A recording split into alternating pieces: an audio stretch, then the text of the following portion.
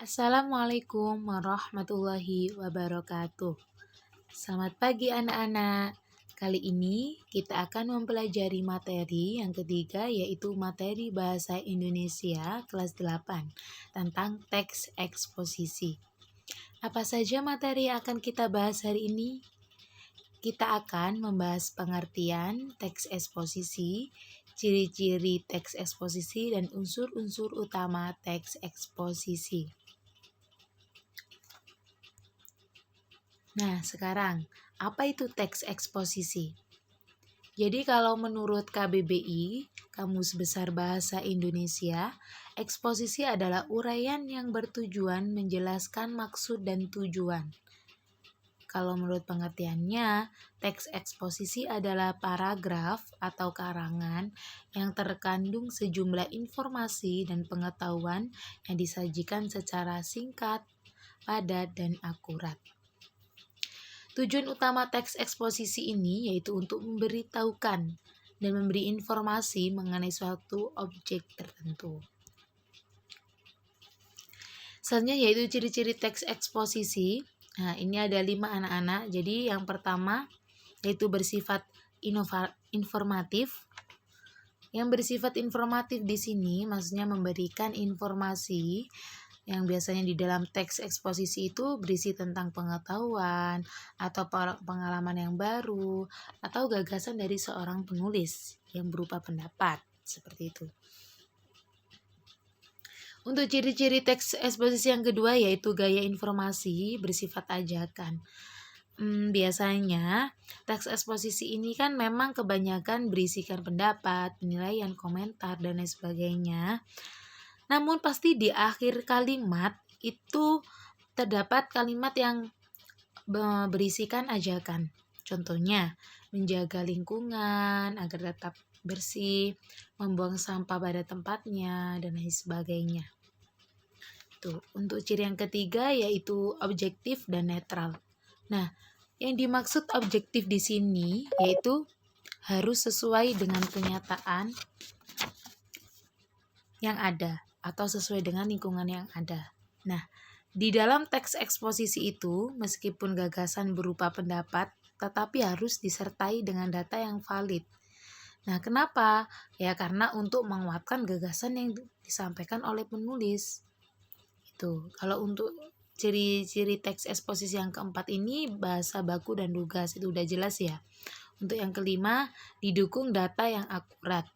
Nah, maksudnya di sini teks eksposisi itu isinya kan adalah gagasan.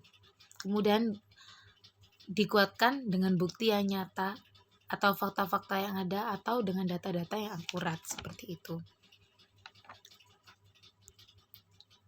Nah, selanjutnya yaitu unsur-unsur utama teks eksposisi.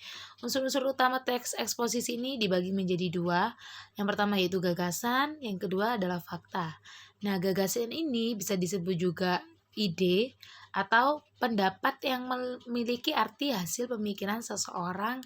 Nah, mungkin berupa tadi seperti yang Ibu bilang, komentar, penilaian, saran, dorongan, bujukan, atau rayuan. Nah, kalau yang fakta di sini itu tentang suatu hal atau keadaan peristiwa, nah yang merupakan kenyataan sesuai dengan hal-hal tersebut. Itu benar-benar terjadi.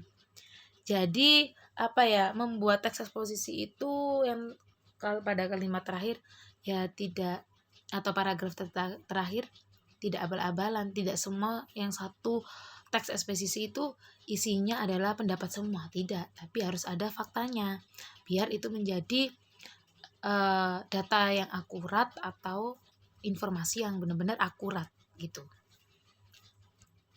Contohnya ya, ini Bu ada contoh ini tentang pandemi COVID-19 sekarang.